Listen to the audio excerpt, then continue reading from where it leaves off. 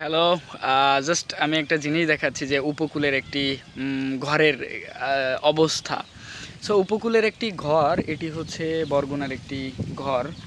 আর এই ঘর সদ্য সমাপ্ত ঘূর্ণিঝড় রিমেলের তাণ্ডবে এই ঘরটিকে কিভাবে বেঁধে রাখা হয়েছে আমি যদি দেখাচ্ছি।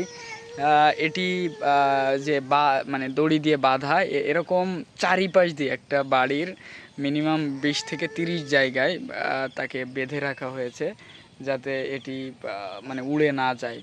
সো এটি হচ্ছে একটি উপকূলের একটি বাড়ির যে অবস্থা, এটি আমরা মানে দেখছি যে কি অবস্থায় রয়েছে। মোটা মোটা রশি দিয়ে বাঁধা রয়েছে চারিপাশ দিয়ে যাতে এই ঘরটি উড়ে না যায়। একটু আপার কাছে জানতে চাই, আপা এই বেঁধে রাখার কারণ কি?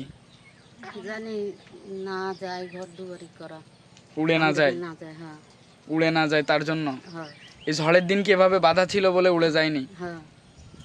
কি হয়েছিল ঝড়ের দিন?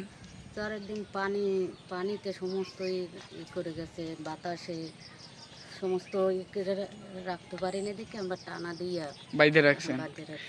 সো এই হলো উপকূলের একটি ঘরের অবস্থা।